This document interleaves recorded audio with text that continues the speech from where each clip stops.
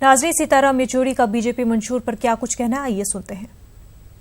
ये देखिए, ये जो बातें जो आज कर रहे हैं, ये हमारा मानना है कि ये एक नया जुमला घोषणा है। पिछले बार उन्होंने जो भी वायदे किए थे उसका कोई मूल्यांकन नहीं है। कहाँ गए ये सब वादे? और वो खुद कहते वो सब जुमले थे। कहाँ गए कि हमारे अन्नदाता किसान जो आत्महत्या कर रहा है उसको हम बचाएंगे? कहाँ गया किसानों की कर्ज माफ़ी होगी? उल्टा आपने 3.5 लाख करोड़ रुपए अपने पूंजीपति मित्रों का कर्ज माफ़ कर दिया जो बैंकों को लूट कर चले गए। लेकिन किसानों की हालत और बिगड़ते जा रही है। नौजवान, आपने वायदा किया था कि 10 करोड़ नए नौकरियों की सृष्टि होगी। पिछले 5 साल में आज देश के अंदर बेरोजगारी पिछले 48 सालों से ज़्यादा है, यानी 5 दशकों में जितना बेरोजगारी है उससे ज़्यादा आज है। कई सारे इस तरीके के जुमले की उन्होंने घोषणा की थी पहले, कुछ लागू नहीं हुआ।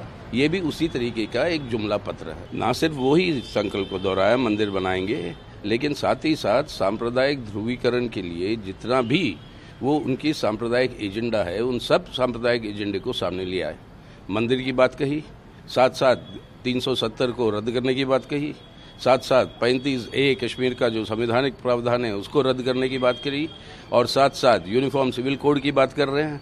और इसी तरीके से जितना सांप्रदायिक भावनाओं को और ध्रुवीकरण को तेज करें, वही उनके पास एकमात्र हथियार बचा हुआ है जिसके चलते हुए इस सांप्रदायिक ध्रुवीकरण से कुछ वोट बटोर ले।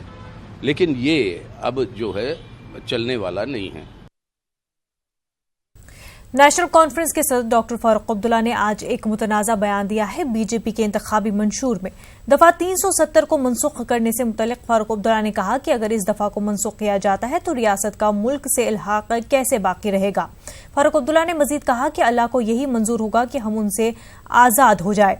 एनसी सदर डाउनटाउन श्रीनगर में एक जलसे से खिताब कर रहे थे। फारूक अब्दुल्ला ने कहा कि रियासत के मुस्लिम अक्सरियती मौक़िफ़ को तब्दील करने की बड़ी साजिश रची जा रही है। फारूक अब्दुल्ला ने कहा कि अगर ऐसी कोई कोशिश होती है तो वो खामोश नहीं बैठेंगे। ये क्या उसको मिटाना चाहते हैं? समझते हैं कि बाहर से लाएंगे, बसाएंगे, हमारा नंबर कम कर देंगे। हम क्या सोते रहेंगे? हम इसका मुकाबला करेंगे इंशाअल्लाह। हम इसके खिलाफ खड़े हो जाएंगे। 370 को कहते हो खत्म करो, अरे करोगे तो फिर इलाहा किधर रहेगा? अल्लाह की कसम कहता हूँ, मेरे ख्याल से अल्लाह को यही मंजूर होगा हम इससे आजाद हो जाएंगे। करें, हम भी देखते हैं, हम भी देखते हैं। मैं भी देखता हूँ फिर कौन इनका झंडा खड़ा करने के लिए तैयार है। एडवोकेट जफरयाब जिलानी ने मंशूर में 35A और 370 को मनसूख करने पर जफरयाब जिलानी ने निशाना साधा है।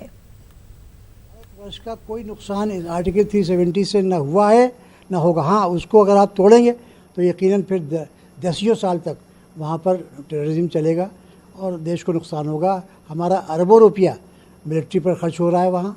अगर ये हरकतें न करें तो कश्मीर में सुकून हो सकता। आखिर 1950 से लेकर और 1990 तक यही कश्मीर तो था, वहाँ कहाँ टेररिज्म था? ये वहाँ पर जगमोहन ने जाके जब से वहाँ के लोगों को दबाया और इलेक्शन में धांधली की, वहाँ के लोगों का कहना था कि हमको फेयर इलेक्शन का मौका ही नहीं मिल रहा। 5-6% वोट से हमारा किस्मत तय हो रही। तो आपको कोशिश करना चाहिए था कि आर्टिकल 370 को तो रिस्टोर करे जैसा था ओरिजिनल, और उसके बाद कश्मीरी अवाम का एतमाद हासिल करने के लिए वहाँ फ्री और फेयर इलेक्शन कराएं। जो उनकी मर्ज़ी का आदमी हो और चुन के आए। जब चुन के आएगा तो भारत के संविधान के लिहाज से काम करेगा और अपने संविधान के लिहाज से। उनका संविधान और भारत के संविधान में कोई टकराव नहीं।